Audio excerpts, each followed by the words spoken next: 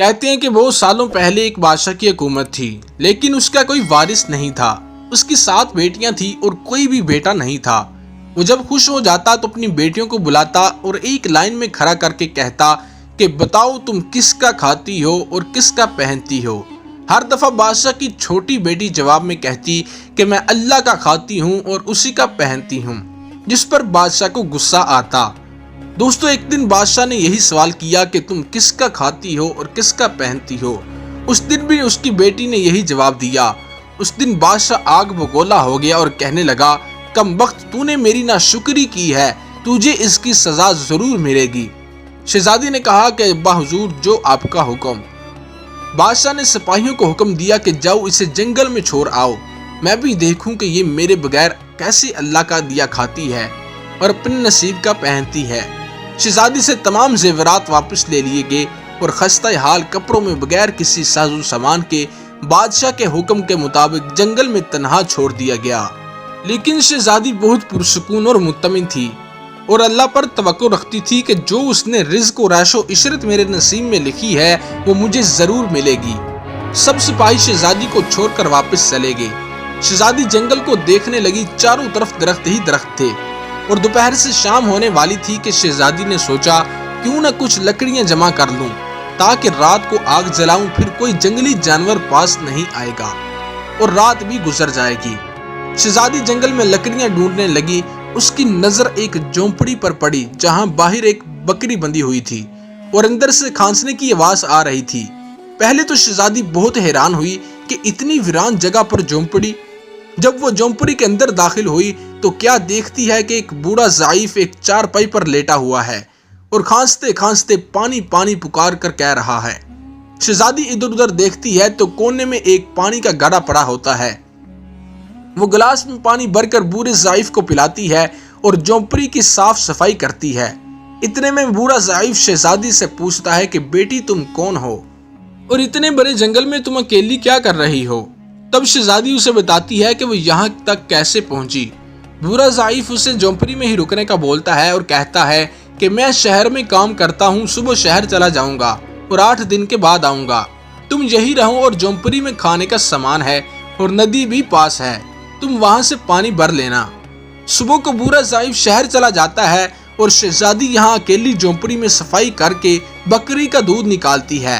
آدھا اپنے لیے رکھ لیتی ہے اور آدھا باہر ایک کونے میں برتن میں ڈال دیتی ہے کہ رات کو کوئی جانور بھوکا یا پیاسا ہوگا تو پی لے گا، اور خود اندر آ کر سو جاتی ہے۔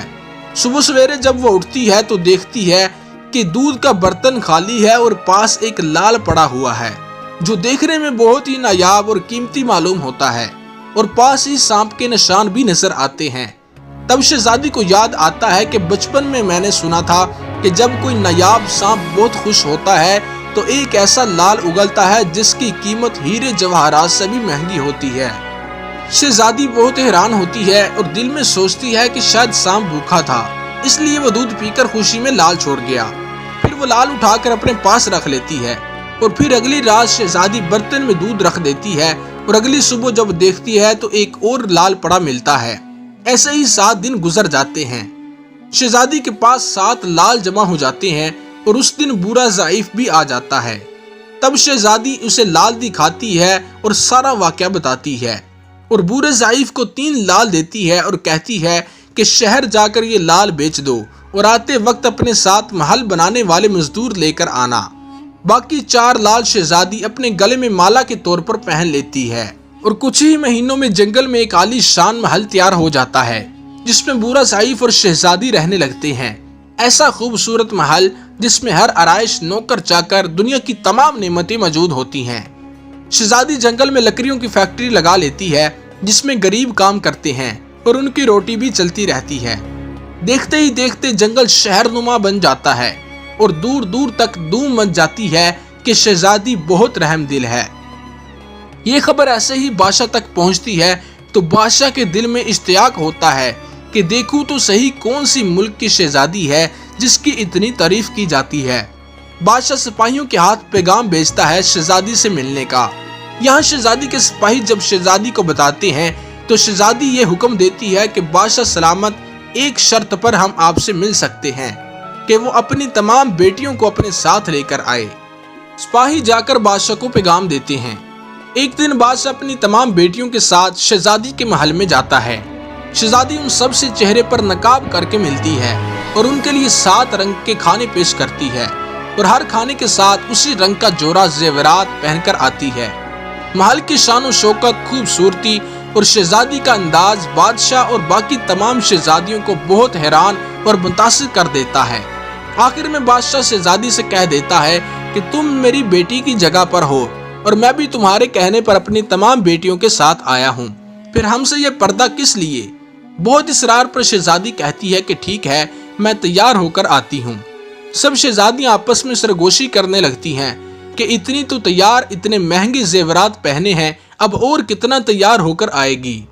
اتنے میں کیا دیکھتے ہیں کہ دور سے ایک خستہ حال کپڑوں میں کوئی آ رہا ہے اور غور کرنے پر بادشاہ کو یاد آتا ہے کہ یہ تو میری بیٹی ہے، یہ ابھی تک زندہ ہے۔ میں تو سوچتا تھا کہ اسے جنگل کے جانور کھا گئے ہوں گے، اور جب میں نے اپنے سپاہیوں کو اس کی خبر لینے بھیجا تھا تب انہوں نے بتایا تھا کہ وہاں شہزادی کا کوئی نام و نشان نہیں ہے، تو یہ کیسے ممکن ہے؟